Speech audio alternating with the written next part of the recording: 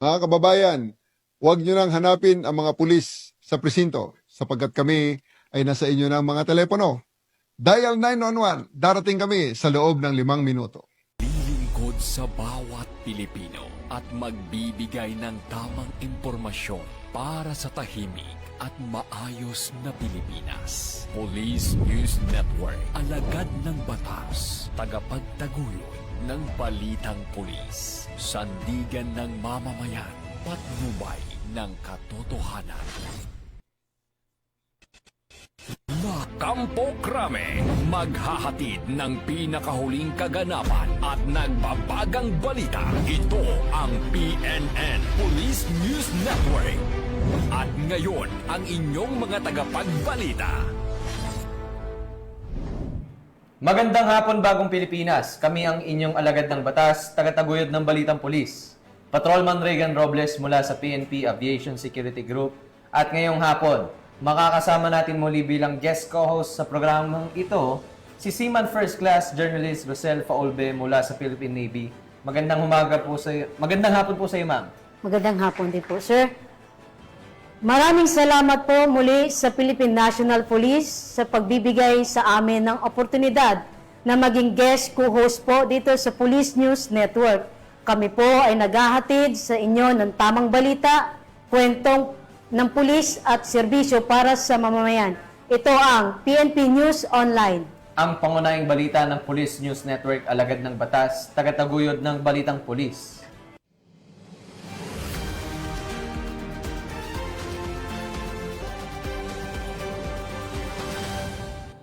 Narito ang mga balitang dapat niyong abangan.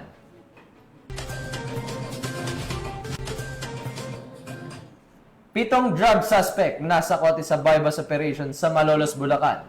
Shabu nasabat. Peking dentista arestado ng PNP Anti-Cyber Group sa Iloilo. At high-value individual timbog sa Davao Oriental.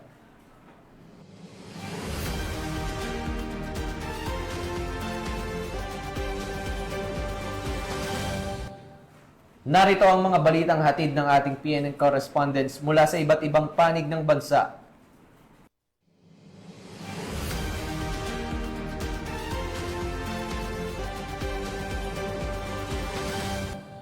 Simulan natin ang balita mula sa bahagi ng Luzon.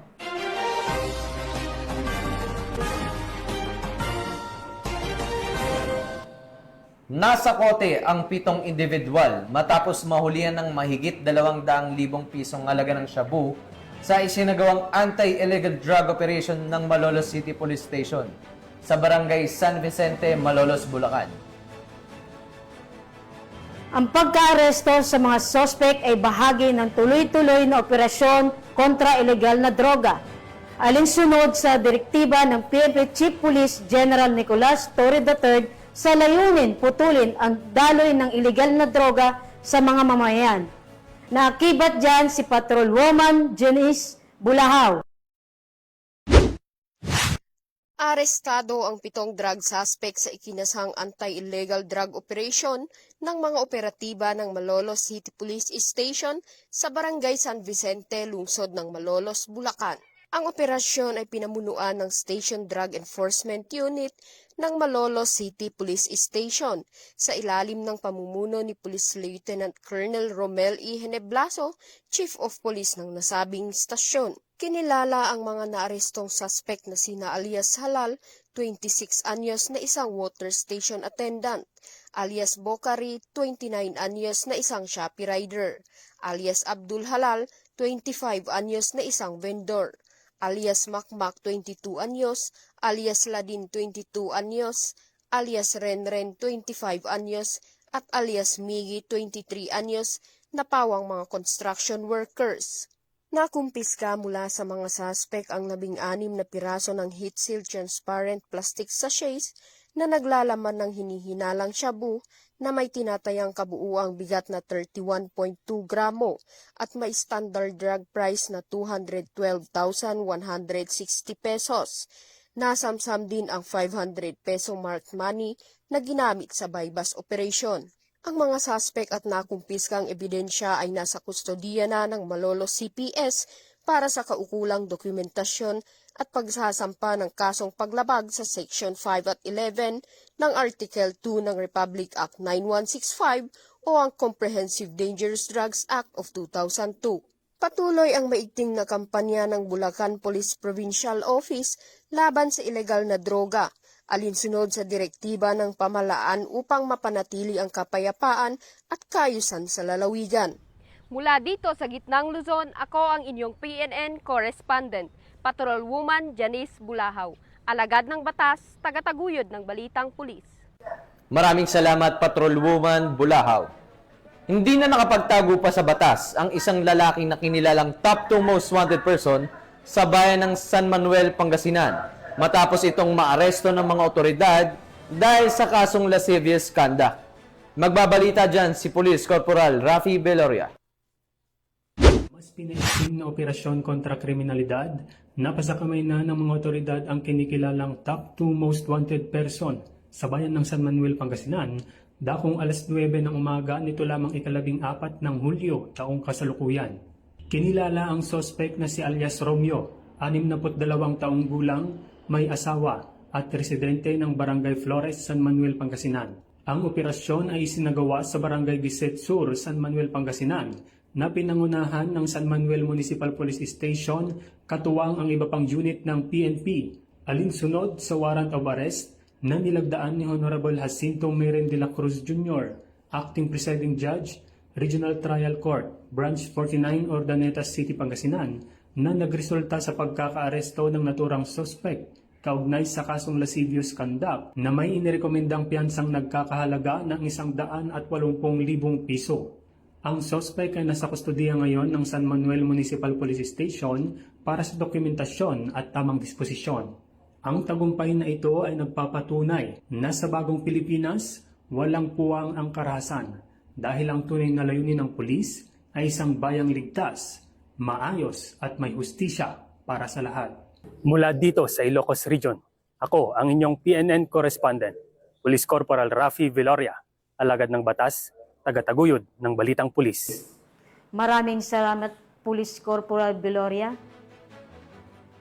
Arestado ang isang lalaking kabilang sa top 5 most wanted person, provincial level, matapos itong maaresto ng mga operatiba ng Peña Blanca, PNP kaugnay kasong statutory rape. Tinutukan ni Police Corporal Roldan Gueva. Ito ng pinagpwersa ng kapulisan ang isa sa mga tinaguri ang provincial top 5 most wanted person sa lalawigan ng Cagayan nito lamang ika-14 ng Hulyo ngayong taon. Kinilala ang suspek na si alias Ren, 28 taong gulang, binata, helper at residente ng Peña Blanca, Cagayan. Inaresto ang suspek sa bisa ng warrant of arrest na inilabas ng Regional Trial Court, 2nd Judicial Region, Branch 4, Tuguegarao City, sa kasong 2 bilang ng statutory rape at walang pensang inirekomenda para sa kanyang pansamantalang kalayaan. Pinangunahan ang operasyon ng Peña Blanca Police Station, katuwang ang Regional Intelligence Unit 2, Provincial Intelligence Team Cagayan South, 1st Cagayan Provincial Mobile Force Company at 204th Maneuver Company ng Regional Mobile Force Battalion 2. Agad na ipinalam sa suspek ang kanyang mga karapatan at kasalukuyan na sa kustodiya ng Peña Blanca Police Station at nakatakda siyang i-turn over sa korte na may jurisdiksyon sa kaso. Ang matagumpay na operasyon ay patunay na walang humpay na dedikasyon ng ating mga kapulisan sa paghahatid ng hustisya. Isa rin itong paalala na ang mga krimen, lalo na ang mga karahasang may kinalaman sa kabataan at kababaihan, ay hindi kailanman dapat palampasin. Ang batas ay umiiral at ang mga lumalabag dito ay pananagutin. Mula dito sa lalawigan ng Cagayan, ako ang inyong Police News Network correspondent, Police Corporal Giyab, alagad ng batas, tagataguyod ng balitang pulis.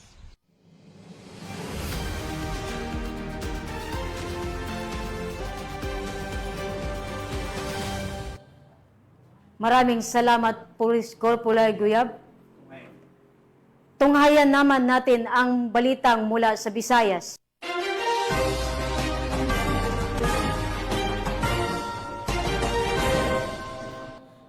Sa halip na lisensyadong serbisyo, peligro ang ibinigay ng isang lalaki nang arestuhin ito ng Regional Anti-Cybercrime Unit 6 sa Santa Barbara, Iloilo matapos maaktuhan sa aktong paggawa ng dental procedure kahit wala siyang lisensya. Naharap ngayon ang sospek sa kasong paglabag ng Philippine Dental Act na may kaugnay sa Cyber Prevention Act of 2012. Ang report mula kay Patrolwoman Mary Grace Artuesla. Walang kawala sa batas ang isang lalaki matapos itong maaktuhang nagsasagawa ng illegal na home dental service sa Barangay Balabag, Santa Barbara, Iloilo City. Batay sa isinagawang investigasyon, nadiskubre ng mga otoridad ang Facebook post ng suspect na kung saan ito nag-aalok ng murang pagpapakabit ng dental braces sa halagang 1,500 piso na walang kaukulang permit o lisensya para magsagawa ng naturang serbisyo. Dahil dito agad na ikinasa ang isang entrapment operation na pinangunahan ng mga operatiba ng Regional Anti-Cybercrime Unit 6 katuwang Santa Barbara Municipal Police Station at kinatawan mula sa Philippine Dental Association na nagresulta sa pagkakaaresto ng suspect na kinilala sa alias na Celo, 25 anyos. Kasalukuyang nasa kustodiya ng Santa Barbara Municipal Police Station ang suspect at sinampahan ng kasong paglabag sa Philippine Dental Act of 2007 na nagbabawal sa sinumang walang lisensya na magsagawa ng dental procedures. Sana po sa ating mamamayan, huwag po nating tanggilikin yung mga ganitong illegal na gawain. Dahil ito po ay delikado po sa inyong kalusugan at isa pa, unfair naman ito sa mga lisensyadong mga professional, mga dentista na gumagawa, nagbibigay ng serbisyo na dental na naaayon sa batas. Kung meron pa kayong nalalaman na nagpa-practice ng dentistry na wala silang license, maaari po sana i-report nyo sa pinakamalapit na police station or dito po sa Regional Anti-Cybercrime Unit 6 na matatagpuan sa Camp Delgado, Iloilo City. Maraming salamat po. Mula dito sa Campo Crame, ako ang inyong PNN correspondent, Patrolwoman Mary Grace Artizuela, nagbabalita para sa Police News Network, alagad ng batas, tagataguyod ng balitang pulis. Maraming salamat, Patrolwoman Artizuela. Naaresto sa ikatlong pagkakataon ang isang karpintero matapos muling masangkot sa illegal na droga at mahuli sa isinagawang bypass operation sa Iloilo City. Ang balita mula kay Patrolwoman Julibel Alvior. Muling naaresto ang isang street-level individual sa ikatlong pagkakataon sa ikinasang buy-bust operation ng Station Drug Enforcement Team ng Iloilo City Police Station 2 sa Barangay San Nicolas, La Paz, Iloilo. Nitong Martes ng madaling araw, 15 ng Hulyo taong kasalukuyan. Kinilala ang suspect na si alias Ray, 38 taong gulang, isang construction worker, may asawa at 4 na anak, residente ng Barangay Divina Gracia, La Paz, Iloilo, ngunit pansamantalang naninirahan sa lugar ng operasyon. Ayon kay Police Captain Jeffrey Delgado, officer in charge ng ICPS-2, 2 linggong isinailalim sa masusing surveillance ang kilos ng suspect bago isinagawa ang operasyon. Dagdag pa ni Police Captain Delgado, umano'y nanggagaling sa city proper ang droga na siyang binibenta ng suspect. Ito na ang ikatlong beses na nahuli si alias Ray kaugnay ng droga. Sa isinagawang operasyon, nakumpiska mula sa suspect ang isang sachet ng hinihinalang shabu na binili sa halagang 2,300 pesos na buy-bust money ng isang undercover operative. Bukod dito, na-recover rin ang 5 nakaragdagang sachet ng illegal na droga sa isang coin purse na stripe na nakatago sa kanyang likurang bulsa kung saan naroon din ang marked money. Umabot sa humigit kumulang 25 gramo ang kabuang timbang ng nasamsam na droga na may tinatayang halagang 170,000 pesos. Kasalukuyang nakakulong ang arestado sa Iloilo City Police Station 2 at naharap sa mga kasong paglabag sa Republic Act 9165 o ang Comprehensive Dangerous Drugs Act of 2002. Ang muling pagkakadakip kay alias Ray ay patunay ng walang kapagurang pagsusumikap ng kapulisan ng Iloilo City sa pagpuksa sa mga sangkot sa iligal na droga sa ilalim ng mas pinaigting na kampanya ng kapulisan para sa seguridad at mas ligtas na bagong Pilipinas. Mula dito sa Police Regional Office 6, ako ang inyong Police News Network correspondent, Patrolwoman Julibel Alvior, alagad ng batas, tagataguyod ng balitang pulis.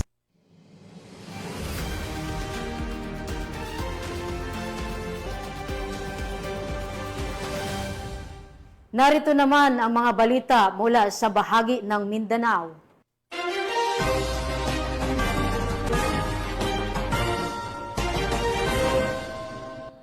Walang takas ang top 2 high-value individual matapos mahulihan ng mahigit 100,000 pisong halaga ng shabu sa isinagawang bypass operation sa Davao Oriental.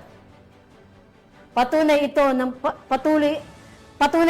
patuloy na pagsisikap ng kapulisan sugupain ang ilegal na droga sa rehiyon. Narito ang detalyeng report mula kay Patrolwoman Rina Rose Disipulo. Sa bypass operation ng Mati City Police Station ang tinuturing na top 2 high-value individual sa rehiyon na kinilala na si alias Andy, 40 anyos, residente ng Purok Hillside B, Balintong, Barangay Central, Mati City. Nasa kote ang suspect bandang 1:00 ng hapon nitong Hulyo 15 sa Purok Pag-asa, Bilsonda, Barangay Central, Mati City, kung saan ay umabot sa migit kumulang 25 gramo na hinihinalang shabu. Ayon kay Police Major Al Anthony I. Gumban, officer in charge ng Mati City Police Station, ang suspect ay nasa kustudiya na ng kanilang tanggapan at sumay sa ilalim sa kaukulang proseso kaugnay sa kasong paglabag sa Republic Act 9165 o Comprehensive Dangerous Drugs Act of 2002. Sa pamamagitan na mas pinaigting na operasyon at suporta ng mamamayan, layunin ng mga kapulisan na wakasan ang kalakalan ng ipagbabawal na gamot sa bawat sulok ng bansa habang tinitiyak na ang bawat kilos ay alansunod sa batas, may respeto sa karapatang pantao at nagsusulong ng isang ligtas at maayos na pamayanan para sa lahat. Dito sa Police Regional Office 11, ako ang inyong PNN correspondent, Patrolwoman Reyna Rose Disipulo, alagad ng batas, tagataguyod ng balitang pulis. Maraming salamat, Patrolwoman Disipulo. At para sa huling balita, matagumpay na naisagawa ng mga tauhan ng Parang Municipal Station ang isang outreach program sa Maguindanao del Norte na layuning maghatid ng tulong at malasakit sa mga mamamayan. Yan ang balitang hatid ni Patrolwoman Mary Chris Algabre.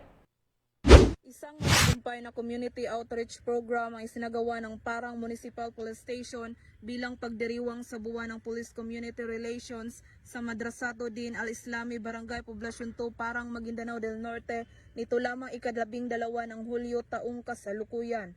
Bilang pagdiriwang ng ika-30 taong anibersaryo ng buwan ng Police Community Relations, ang nasabing programa ay pinangunahan ni Police Lieutenant Dan Rafael M. Heldore, Deputy Chief of Police, sa ilalim ng pangangasiwa ni Police Major Blaine M. Lumas E., Hepe ng Parang Municipal Police Station, katuwang ang Probar PNP, Marine Battalion Landing Team 5, BLGU Poblacion 2 at iba pang mga organisasyon.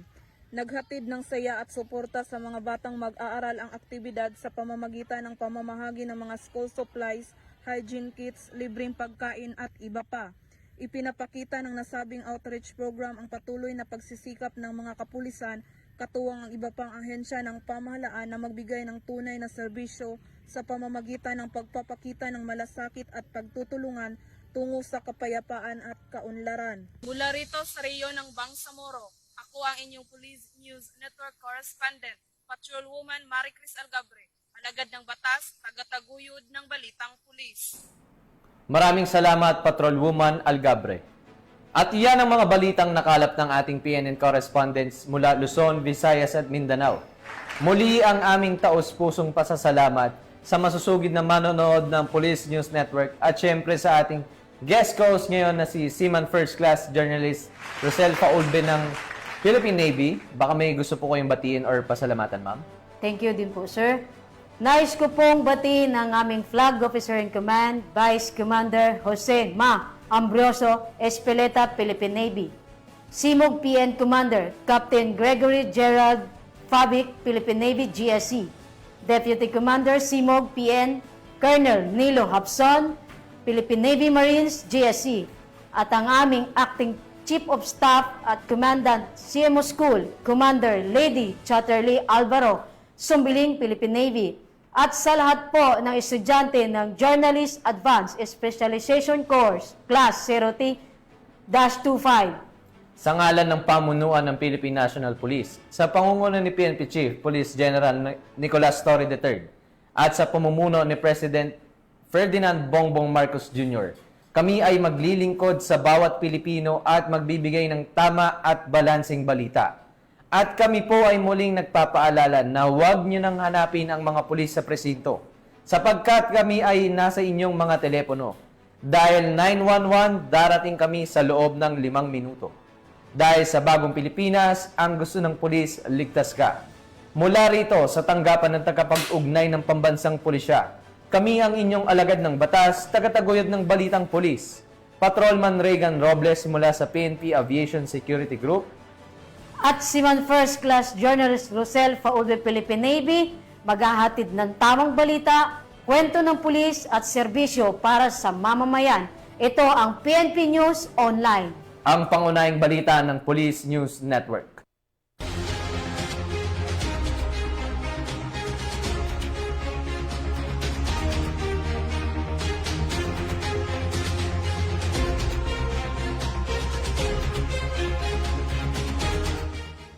Police News Network, alagad ng batas, tagapagtaguyod ng balitang pulis.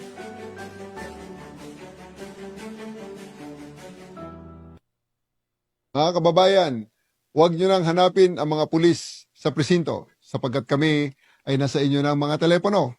Dial 911, darating kami sa loob ng 5 minuto.